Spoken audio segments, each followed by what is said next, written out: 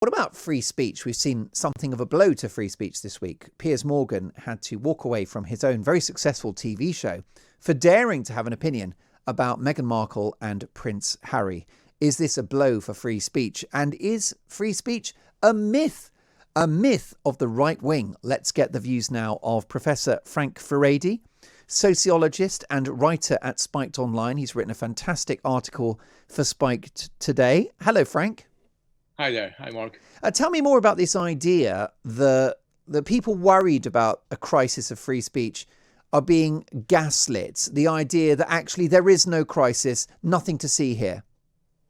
Well, I think it's very interesting because at first I couldn't understand why so many of these media commentators were saying there is no free speech problem. And then I looked at what they were saying and I realized what they really mean is that they don't actually believe in free speech for everybody. They take the view that, yes, I believe in free speech, but not for people that I don't like, not for people who I think are homophobe or Islamophobe or is racist or is sexist. So they have a very long list of people for whom free speech is forbidden. And I think that when you have that kind of very selective idea of free speech, where it's really for you and for your mates, then there is no free speech crisis. And that's really the conclusion I came to, because these people actually believe that everything is all right, as long as they're allowed to speak, as long as they have the freedom to express themselves. And everything is all right as long as we can shut up the other people. But the great irony, Frank, is that if it goes to the extreme, then the people who are clamping down on free speech will also be cancelled in the long run, because this approach is just all-consuming, isn't it? Yes, I think there's a real hysteria here. I think very often you'll find that you now come to the point, particularly in the universities, and I spend a lot of time there, where people are really having to watch their words, especially students. Very often I talk to students who come to me and say, look, professor, I'm really worried about expressing myself in seminars in case either I'm misunderstood or I'm accused of saying something wrong. There's a kind of almost kind of an internalized kind of censorship that is very, very powerful. And I think to me that speaks to an almost soft form of totalitarianism, where people end up not waiting to be censored, they're actually censoring themselves. Oh, it's just a terrible thought, the idea that young people are doing that. We heard about the author Kazuo Ishiguro, who said that young writers are afraid to use their creative freedom because they're so afraid of being cancelled. Yeah, I mean, just to give you an example, a couple of years ago, after the Brexit referendum, I wrote an article for the Times Higher Education Law as to why I supported Brexit. And next day, I got about 60 emails from university lecturers and professors saying, look, Frank, we agree with what you said, but we would never dare say that in public in case we got ostracized, in case we got lost our job. You're lucky you can say this, but we are a little bit worried about opening our mouth about something like that. And I think that kind of self-censorship by academics, grown-up academics, to me really sums up the kind of problem we're confronted with. Frank, if decent people are self-censoring, which they are, does that mean that those attacking free speech are winning, and will they ultimately prevail? Well, this is what I'm most worried about. I mean, I can live with public cancelling of certain famous individuals. If J.K. Rowling gets cancelled, she's powerful enough to be able to handle it and to react against it. Ricky Gervais and others. Exactly. These are famous people. But when ordinary people are so scared that they lose their own voice and are no longer able to perform the role of an active citizen, then I think we're in big trouble. And I think at the moment, the crusade against the freedom of expression is actually winning quite considerably. And we have to, people like ourselves, we have to do our best to stand up and to expose the problem that is taking place, because ultimately it's our freedom and our democracy that's at risk here. Well, indeed, our democracy is at risk. There's also this idea that we can have freedom of speech, but with terms and conditions, Frank. So you can have your say, but expect the consequences. And that is not freedom of speech. It isn't. Obviously, when you say something, you have to live with the consequences of what you've said. And that's always been a part of the whole idea of free democracy, that you say things and you live with the reaction to it.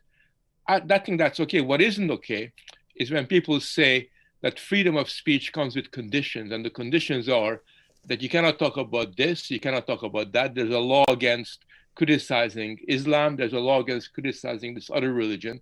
The more restrictions we place on free speech, the more it becomes emptied of meaning. And I think that, just to give you an example of the problem, a couple of days ago, I read a new guideline issued by the University of Manchester.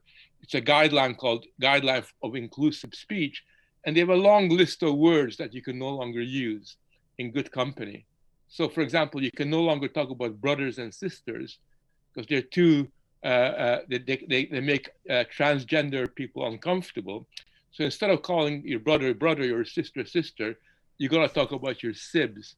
And they got all these bizarre words that they've invented that we're meant to be using in a way that reminds me of Orwell and his warnings about how people who control our language end up controlling our minds. Well, that's right. Language shapes thought. I was reporting a couple of days ago on the fact that it sounds innocent, Frank, but I think it's sinister that a shampoo company is getting rid of the word normal. So I don't know if you remember, but you'd have three options for your shampoo: greasy hair, dry hair, and then something that's sort of in between. And the word was normal. Well, that's been removed.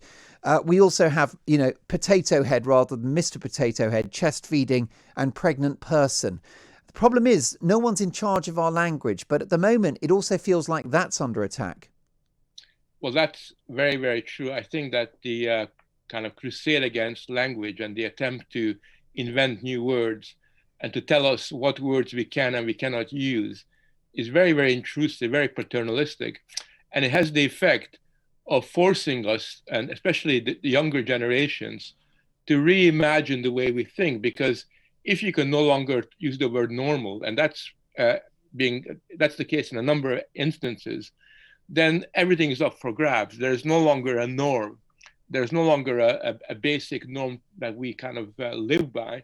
Everything becomes very arbitrary, and who gets to decide, what is acceptable? It's not us anymore. It's the people that invent and write and author these speech guidelines that somehow think that somebody has made them God, and they can decide, what word can and cannot be used. I think that in a democratic world, that is a kind of sacrilege. Now, your article in Spiked Online is a fantastic read. It's a free website, and it's, a very stimulating website to go to. I don't agree with all of it. That's the point. But it's part of our free press. And we've got a clip here of Ian Murray from the Society of Editors on the Victoria Derbyshire programme about their statement defending the British press against an accusation of being racist. Take a listen to this. I'm not going to defend one headline. Sorry, Mr. Murray, you just told me, excuse me, please may I speak? Please may I ask the question? The huge amount of coverage. Mr. Murray, you can continue talking over me, but I want... One or two examples and say, look, here's something that someone might point to and say, so therefore, that means that no, you told me, Mr. Murray, you told me the British tabloid press was not bigoted. I've just given you some examples. You're denying that those examples are racist. And I'm asking, why are you denying that? It's so emotive, isn't it, Frank? And words like racist, I mean, that's the most serious accusation. And if an accusation is made like that, it's got to be investigated. And we can agree that racism is the most appalling thing, but we're not having a calm intellectual conversation here now, are we? What we're seeing is the hijacking of arguments. And I think there's a kind of moral blackmail that is invested in this. So the very minute you call somebody a racist, it's very difficult to reply to that because there's an assumption that whoever is calling you a racist is actually right. And if you basically say, no, I'm not, then you're accused of either being very defensive or hiding something. And there's a kind of accusatory culture where the moral authority is with the individual that makes the accusation, and everybody else who's the target of that accusation is immediately put into a morally inferior position. And I think this guy Murray, you mentioned, it was quite interesting that he felt under so much pressure that he resigned his position, I believe, just because he just couldn't in a sense, take that pressure. And the problem is, Frank, that this battle, this woke battle, is being actually co-opted by enormous corporations, whether it's an ice cream company like Ben & Jerry's with a position on Britain's immigration policy, or other brands that want to appear to be, really liberal and really inclusive, but who are actually taking sides in what is a toxic war. Well, it's more than taking sides. I mean, things have changed. There used to be a time 20 years ago when these kinds of discussions were confined to the university. Now they've gone into the public and private sector. And a lot of the big tech companies, a lot of the big corporations, a lot of the cultural institutions like Netflix have the same view of the world. They're basically competing with each other as to who's the most woke, who's the most aware. They always use the word awareness. We are really aware. By implication, you and I are not. And I think what has happened is that they are not somehow in the middle of these things. They are leading the charge because from their point of view, the more aware you are, the more you can sell your things, the stronger your economic and your social position is. And I think there has been a very important shift in the last 10 years where the private sector is now playing a very leading role in promoting these kinds of extremely anti-liberal ideals. Frank, where does this end, do you think? Will we still have free speech in 10 years' time? I think it depends on people like you and me having the courage of our conviction, refusing to be silenced, refusing to be apologized when we're accused of some cultural crime. I think as long as there are people around who are prepared to stand up, there are millions of people who understand that what we're saying is right because it resonates with their experiences. But I think it is quite important. We need a lot more people to be bold and courageous and tell the truth. Well, that's something we try to do on a daily basis here at Talk Radio. And Professor, thank you for helping us do it. Professor Frank Furedi is a sociologist and writer at Spiked Online. It's a free website. Fascinating stuff. Read his article and you can agree or don't agree, but have your own view. What are your thoughts about this? Your reaction? Is the professor overreacting? Is it a myth that free speech is under attack? Or have you experienced it yourself?